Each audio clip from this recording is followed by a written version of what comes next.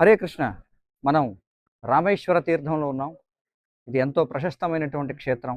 స్వయంగా కలియుగంలో శ్రీకృష్ణ భగవానుని అవతారమైనటువంటి శ్రీ చైతన్య మహాప్రభువు కూడా ఈ రామేశ్వర ధామాన్ని సందర్శించారు. అయితే ఈ సందర్భంగా ఒక ముఖ్యమైనటువంటి సంఘటన మనం శ్రీ చైతన్య చరితామృతం నుండి చర్చిద్దాం. చైతన్య మహాప్రభు ఇప్పటి ఈ తమిళనాడు ప్రాంతాన్ని సందర్శిస్తున్నప్పుడు ఆయన ఈనాటి మదురై పట్టణం ఏదైతే ఉందో దానికి దక్షిణంగా ఉన్నటువంటి దక్షిణ మధురలో ఆయన రామదాస అనేటువంటి ఒక విప్రుడిని, ఒక బ్రాహ్మణుడిని కలవడం జరిగింది. ఆ బ్రాహ్మణుడు చాలా అంకిత భావం కలిగినటువంటి భక్తుడు.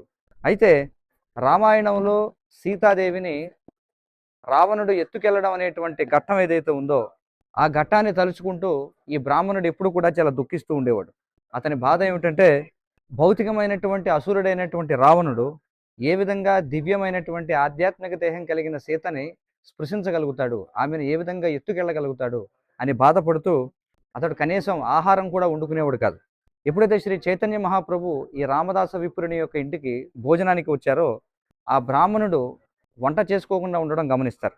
రామదాస విప్రుడిని అడిగితే ఎందుకు నువ్వు వంట చేసుకోలేదంటే అతడు వివరిస్తాడు. ఏమంటాడంటే, లక్ష్మణుడు నాకు ఇంకా అడవి నుండి పండ్లు కందమూలాలు తీసుకురాలేదు, సీతాదేవి ఇంకా వంట చేయలేదు అని చెప్పి అంటాడు.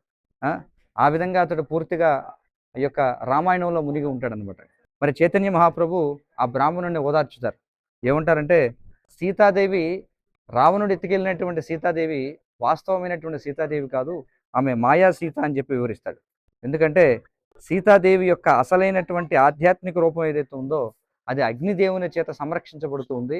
రావణుడు తీసుకువెళ్ళింది మాయా సీతను మాత్రమే అని చెబుతాడు.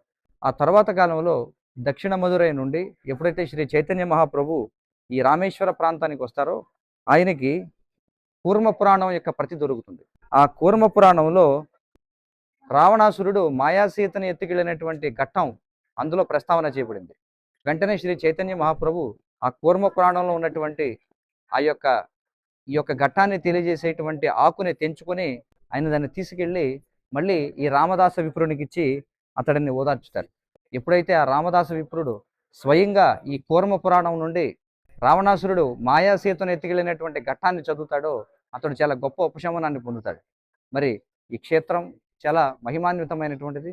స్వయంగా శ్రీ చైతన్య మహాప్రభు సందర్శించారు, బలరాముడు సందర్శించాడు, అలాగే నిత్యానంద ప్రభు కూడా సందర్శించారు. మరి ఇదే క్షేత్రంలో ఈ రామేశ్వర క్షేత్రంలోనే శ్రీ చైతన్య మహాప్రభువుకి కూర్మ పురాణం యొక్క ప్రతి లభించింది. సంపూర్ణమైనటువంటి వివరాలకి శ్రీ చైతన్య చరితామృతం చదవండి. హరే కృష్ణ. అందరూ వచ్చారు.